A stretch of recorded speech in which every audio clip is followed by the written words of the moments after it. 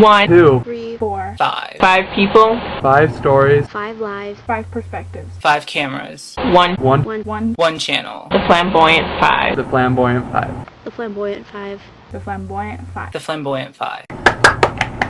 So I know we don't usually post on Saturday, but I failed again this week, and I have an excuse this time.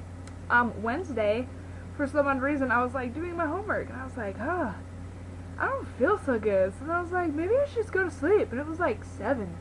So then I was like, I think I'm gonna take some awesome pills, and I did, and I had some strange conversations with my roommates and such, and I talked about how Iron Man only has 4 fingers and something I don't even remember.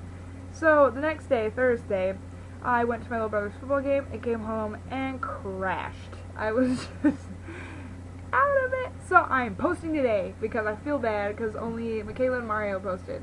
So I feel really bad. So we're posting Saturday. So forgive me. This week's topic has already been introduced, and as you know, it is don't ask, don't tell. And I'm so torn on this subject, which sounds really weird, like, coming from me, because I'm all for, you know, gay rights, whatever, being who you are, and all that kind of stuff, but this, I don't know, maybe I just haven't thought about this too much, or maybe I've thought about it way too much, but having my brother in the military and talking to him about this whole entire thing, I've come to the conclusion that I have no idea what to do or like how I feel about it. But here's the things that I've thought about and have talked about with my brother and stuff. So maybe through this I'll be able to find my own opinion or something. While talking to my brother, he brought up the fact that a lot of people aren't really homophobic in the military.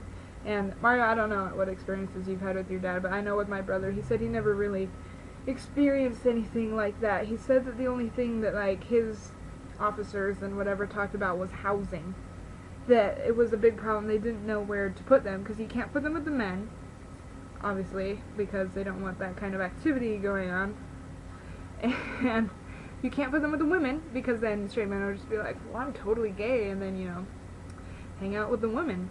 And you can't put them in their own housing because the same things happen.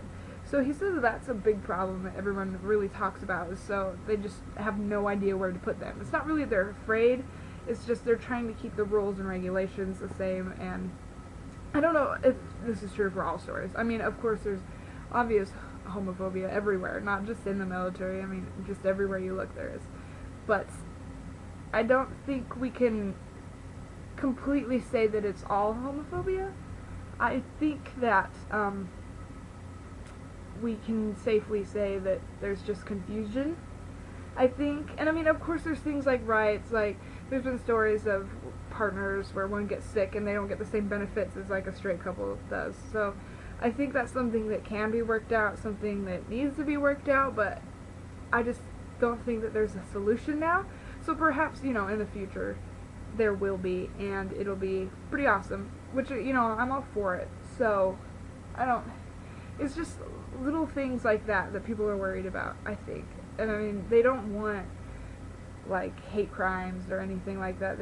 They want people to be united, and if there's hate and stuff like that, then they can't really be united. And I know this whole thing is just, it drives me nuts. And I mean, I talk about it all the time with my brother and with my roommates and things whenever the topic comes up, and you know, I have no idea. It's just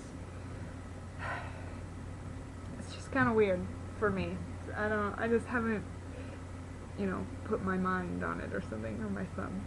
I don't know, I just haven't come up with a solution, so, I don't know, torn. So I'm on both sides. I mean, both sides has things to fight for, and things that will benefit other people's lives. I think that eventually they can come to a compromise.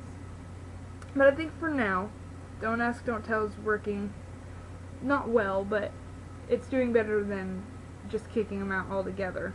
So, I mean, it is an awful thing, and it should be worked out, and I think that's what's going to happen. They're going to try and compromise and work things out, but until then, I don't know, I'm just going to have to sit on the fence on this one, which is so weird for me, because I'm usually, you know, one-sided on these kind of things, but looking at it from, like, my brother's point of view, and from the military's point of view and then my point of view, and I don't know. It's just what I think, so don't kill me, because I know you want to. Why would you want to kill me? I don't even know. I hope you enjoyed this Saturday surprise, and I'm sorry. Hopefully I won't die next week. That would be a good thing, because I don't want to die. Not yet, really. I haven't really done much. But not right now. I spent most of my life in school. Fail. Again, sorry guys, but feeling better. So, you know, don't worry, because I know you were totally panicked about that. You're like, oh my gosh, can you get better? But this video is really long. I apologize. So I'm leaving, okay? Bye!